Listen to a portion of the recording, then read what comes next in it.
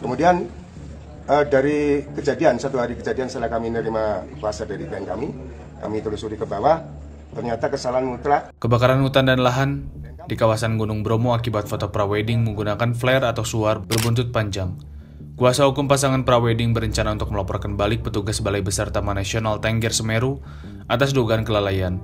Hasmoko, kuasa hukum pasangan prawedding dan 4 kru wedding organizer, mengatakan kelalaian yang berdampak hingga terbakarnya kawasan TNBTS tidak hanya terletak pada kliennya, tapi juga karena kelalaian pihaknya.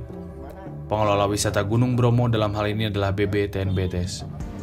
Hal tersebut disampaikan Hasmoko usai menghadiri pertemuan permintaan maaf kepada tokoh masyarakat suku Tengger di kantor desa Ngadisari, Kecamatan Sukapura, Kabupaten Probolinggo di Jawa Timur pada Jumat 15 September.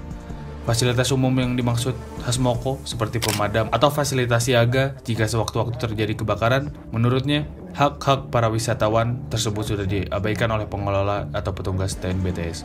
Kuasa hukum lainnya, Mustajim, mengatakan sehari setelah kejadian, dia menerima kuasa dari tersangka. Hasil dari kajian dan penelusurannya, kesalahan mutlak tidak hanya dilakukan oleh kliennya saja, melainkan juga ada kesalahan dari pengelola wisata Gunung Bromo. Sehingga akibatnya, lanjut Mustajim, pengunjung bisa tidak tahu hal yang harus dilakukan dan hal yang larangan. Beda lagi jika sudah ada pengawalan termasuk pemeriksaan, barang bawaan yang dikhawatirkan menimbulkan risiko dan harus menyesuaikan juga dengan situasinya.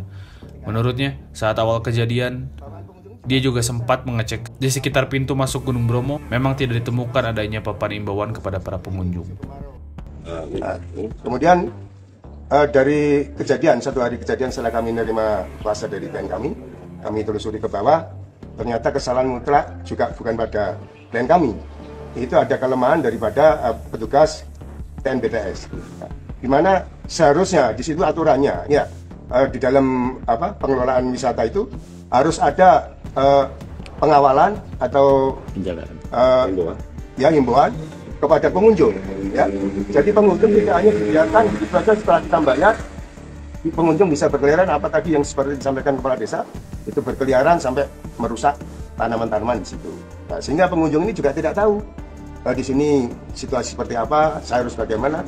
Tapi kalau ada pengawalan, ya seperti kait ya, itu setidaknya bawaan pengunjung juga harus diperiksa bahwa apa ini berisiko atau tidak. Harus melihat situasi musim seperti ini, musim kemarau, ya kan? Petugas harus begitu, jangan hanya menerima